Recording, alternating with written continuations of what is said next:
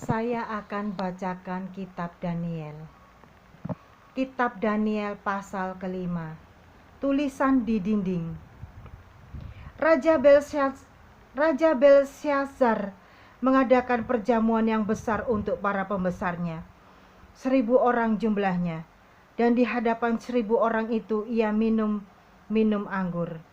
Dalam kemabukan anggur, Belsyazar menitahkan orang membawa perkakas dari emas dan perak yang telah diambil oleh Nebukadnezar ayahnya dari dalam bait suci di Yerusalem, supaya raja dan para pembesarnya, para istri dan para gundik, mereka minum dari perkakas itu. Kemudian dibawalah perkakas dari emas dan perak itu, yang diambil dari dalam bait suci, rumah Allah di Yerusalem.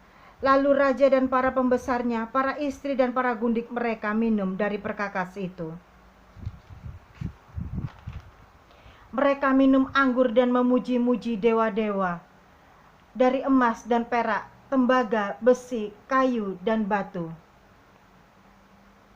Pada waktu itu juga tampaklah jari-jari tangan manusia menulis pada kapur dinding istana raja di depan kaki Dian, dan raja melihat punggung tangan yang sedang menulis itu. Lalu raja menjadi pucat dan pikiran-pikirannya menggelisahkan dia.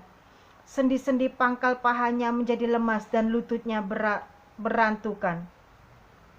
Kemudian berserulah raja dengan keras, supaya para ahli jampi, para kasdim, dan para ahli nujum dibawa menghadap. Berkatalah raja kepada para orang bijaksana di Babel itu, setiap orang yang dapat membaca tulisan ini dan dapat memberitahukan maknanya kepadaku, kepadanya akan dikenakan pakaian dari kain ungu, dan lehernya akan dikalungkan rantai emas, dan di dalam kerajaanku ia akan mempunyai kekuasaan sebagai orang ketiga. Tetapi semua orang bijaksana dari raja yang telah datang menghadap tidak sanggup membaca tulisan itu dan tidak sanggup memberitahukan maknanya kepada raja.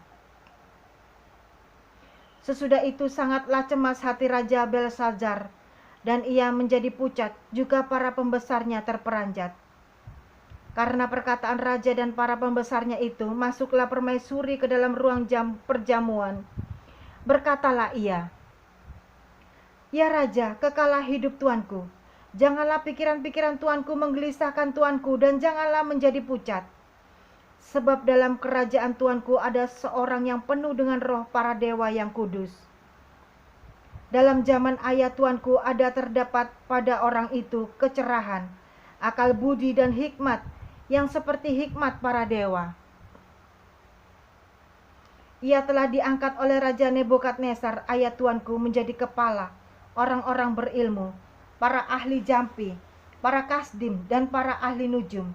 Karena pada orang itu terdapat roh yang luar biasa dan pengetahuan dan akal budi, sehingga dapat menerangkan mimpi, menyingkapkan hal-hal yang tersembunyi, dan menguraikan kekusutan, yakni pada Daniel yang dinamai Belsyazar oleh raja. Baiklah, sekarang Daniel dipanggil dan ia akan memberitahukan maknanya." Lalu dibawalah Daniel menghadap raja. Bertanyalah raja kepada Daniel, "Engkaukah Daniel itu, salah seorang buangan yang telah diangkut oleh raja ayahku dari tanah Yehuda? Telah kudengar tentang engkau, bahwa engkau penuh dengan roh para dewa, dan bahwa padamu terdapat kecerahan akal budi dan hikmat yang luar biasa. Kepadaku telah dibawa orang-orang bijaksana, para ahli jampi, supaya mereka membaca tulisan ini dan memberitahukan maknanya kepadaku. Tetapi mereka tidak sanggup mengatakan makna perkataan itu. Tetapi telah kudengar tentang engkau, bahwa engkau dapat memberikan makna dan dapat menguraikan kekusutan. Oleh sebab itu, jika engkau dapat membaca tulisan itu dan dapat memberitahukan maknanya kepadaku, maka kepadamu akan dikenakan pakaian dan kain ungu, dan pada lehermu akan dikalungkan rantai emas, dan dalam kerajaan ini engkau akan mempunyai kekuasaan sebagai orang ketiga. Kemudian Daniel menjawab raja, "Tahanlah hadiah tuanku, berikanlah pemberian tuanku kepada orang lain.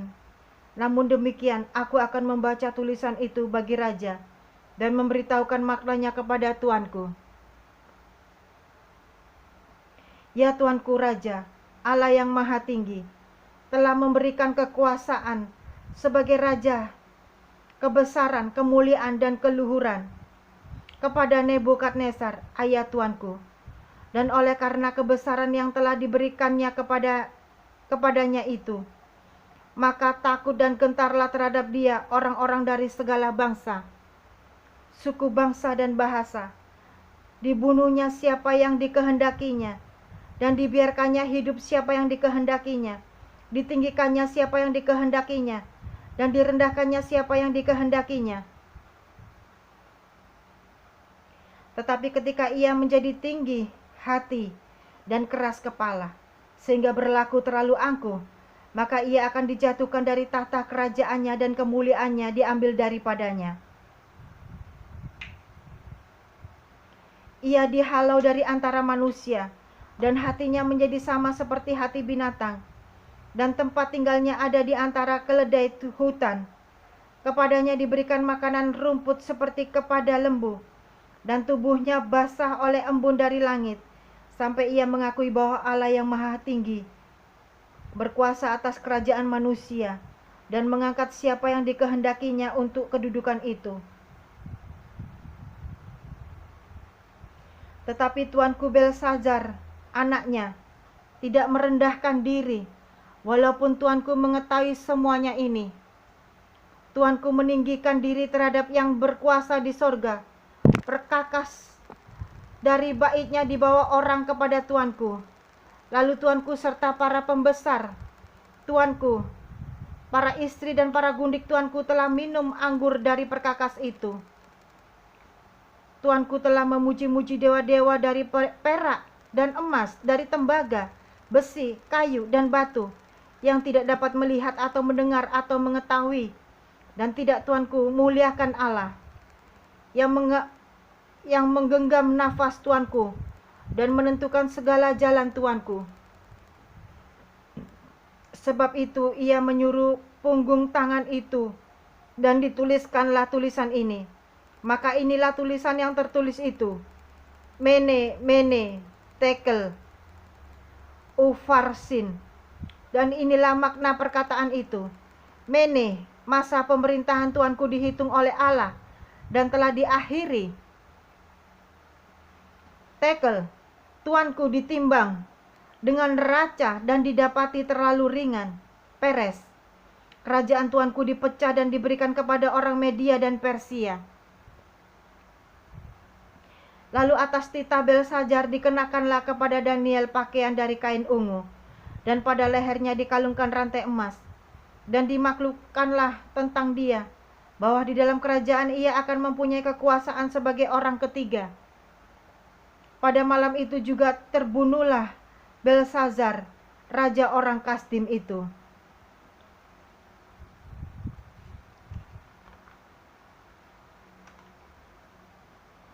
Pasal yang ke-6,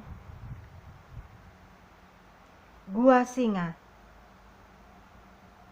Darius orang Media menerima pemerintahan ketika ia berumur 62 tahun.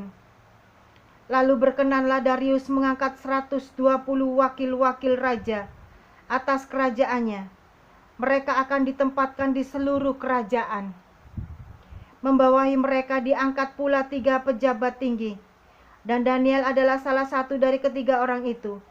Kepada merekalah para wakil-wakil raja harus memberi pertanggungan jawab, supaya raja jangan dirugikan. Maka Daniel ini melebihi para pejabat tinggi dan para wakil raja itu, karena ia mempunyai roh yang luar biasa, dan raja bermaksud untuk menempatkannya atas seluruh kerajaannya. Kemudian para pejabat tinggi dan wakil raja itu mencari alasan dakwaan terhadap Daniel dalam hal pemerintahan, tetapi mereka tidak mendapat alasan apapun atau sesuatu kesalahan, sebab ia setia dan tidak ada didapati sesuatu kelalaian atau sesuatu kesalahan padanya. Maka berkatalah orang-orang itu, kita tidak akan mendapat suatu alasan dakwaan terhadap Daniel ini, kecuali dalam hal ibadahnya kepada Allahnya. Kemudian bergegas-gegaslah para pejabat tinggi dan wakil raja itu menghadap raja serta berkata kepadanya, "Ya Raja Darius, kekalah hidup tuanku. Semua pejabat tinggi kerajaan ini, semua penguasa dan wakil raja, para menteri dan bupati telah mufakat supaya dikeluarkan kiranya suatu penetapan raja dan ditetapkan suatu larangan agar barang siapa yang dalam 30 hari menyampaikan permohonan kepada salah satu dewa atau manusia kecuali kepada tuanku ya raja, maka ia akan dilemparkan ke dalam gua singa. Oleh sebab itu ya raja, keluarkan larangan itu dan buatlah suatu surat perintah yang tidak dapat diubah menurut undang-undang orang Media dan Persia yang tidak dapat dicabut kembali." Sebab itu Raja Darius membuat surat perintah dengan larangan itu. Demi didengar Daniel bahwa surat perintah itu telah dibuat, pergilah ia ke rumahnya. Dalam kamar atasnya ada tingkap-tingkap yang terbuka ke arah Yerusalem. 3 kali sehari ia berlutut, berdoa, serta memuji Allahnya, seperti yang biasa dilakukannya. Lalu orang-orang itu bergegas-gegas masuk dan mendapati Daniel sedang berdoa dan bermohon kepada Allahnya. Kemudian mereka menghadap raja dan menanyakan kepadanya tentang larangan raja. "Bukankah tuanku mengeluarkan suatu larangan, supaya setiap orang yang dalam 30 hari menyampaikan permohonan kepada salah satu dewa atau manusia kecuali kepada tuanku ya raja, akan dilemparkan ke dalam gua singa?" Jawab raja, "Perkara ini telah pasti menurut undang-undang orang Media dan Persia yang tidak dapat dicabut kembali." Lalu kata mereka kepada raja, "Daniel, salah seorang buangan dari Yehuda, tidak mengindahkan tuanku, ya raja, dan tidak mengindahkan larangan yang tuanku keluarkan. Tetapi 3 kali sehari ia mengucapkan doanya. Setelah raja mendengar hal itu, maka sangat sedihlah ia. Dan ia mencari jalan untuk melepaskan Daniel. Bahkan sampai matahari masuk, ia masih berusaha untuk menolongnya." Lalu bergegas-gegaslah orang-orang itu menghadap raja serta berkata kepadanya, "Ketahuilah ya raja, bahwa menurut undang-undang orang Media dan Persia, tidak ada larangan atau penetapan yang dikeluarkan raja yang dapat diubah." Sesudah itu raja memberi perintah. Lalu diambillah Daniel dan dilemparkan ke dalam gua singa. Berbicaralah raja kepada Daniel, "Allahmu yang kau sembah dengan tekun, dialah kiranya yang melepaskan engkau." Maka dibawalah sebuah batu dan diletakkan pada mulut gua itu. Lalu raja mencap itu dengan cincin materainya dan dengan cincin materai para pembesarnya, supaya dalam hal Daniel tidak dibuat perubahan apa-apa.